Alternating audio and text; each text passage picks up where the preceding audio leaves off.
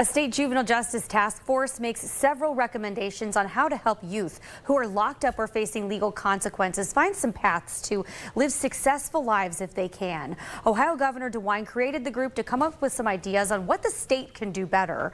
Mahoning County Juvenile Court Judge Teresa Delic joins me now at 5 to reflect on some of their suggestions. The Ohio Juvenile Justice Working Group just laid out this morning while they were presenting this report. Thank you so much for coming in. Oh, you're welcome. Thanks for having me. Yes, so this group is recommending the state raise the minimum age for youth to be incarcerated from age 10 years old to 14 years old. How do you support that? Do you think that's a good idea? We do support it. The Juvenile Judges Association support it. We find that a 10-year-old is just way too young to be incarcerated or detained. They're just not even fully developed. Their brain hasn't even fully begun developing. So yeah, to put them in with youth who are 20, that's just not right. And another suggestion is that judges you would be allowed to use your own discretion when you are doing sentencing for youth with gun specifications. Explain that, what kind of scenarios you're looking at, and then why you think that that would be helpful. Well, it would be helpful because right now there are two levels, 1 to 3 or 3 to 5. And sometimes the youth may have an offense that qualifies to 3 to 5, but the youth is a low offender. But there's a gun involved, and so you'd want to be able to go down to a 2 or 1 maybe. And there's a lot that goes through making that decision. It's just not something a judge sits on the bench and says, geez, I think a 1 would be perfect. There are a lot of objective screening tools that were used that were developed by the University of Cincinnati and Case Western Reserve University that were created for the entire state. And we use those tools, and those tools are factors that help us predict future behavior.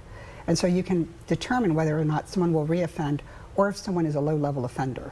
Yeah, and you say you look at the whole person, not just one aspect of their life. No, not even just the whole person, but when I think you're right, the whole aspect. Okay. Be the family, the school, their community, everything that they touch, we look at. Okay.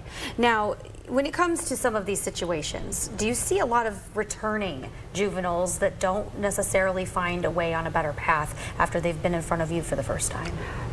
Yes, there are students that return, but they return on the traffic docket. I always say around 15% return on the traffic docket.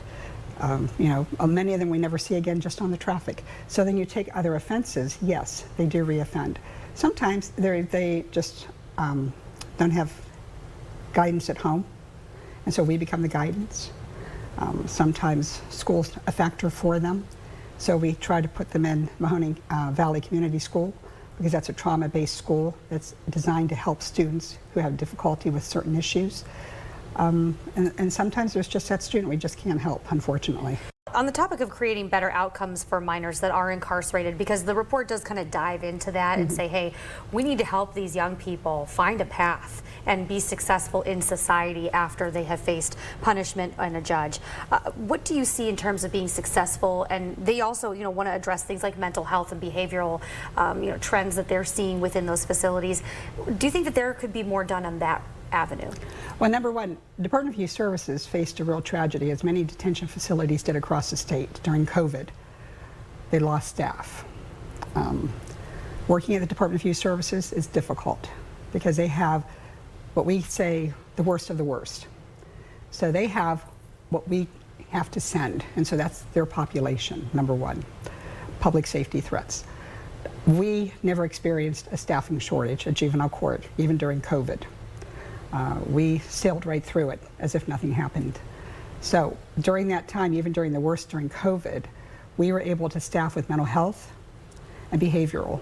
We have art therapy, we have school, we have activities for them. So when they're in the community program that we have, they are able to go and learn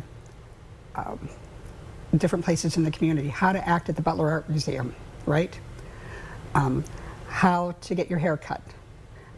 All these places we take them to. We also take them to job fairs. We work with their applications, and we start with that right of way.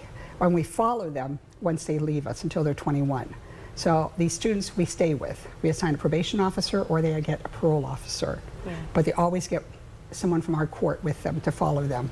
Number two, those who are in the detention facility, they are having school, mental health, art therapy.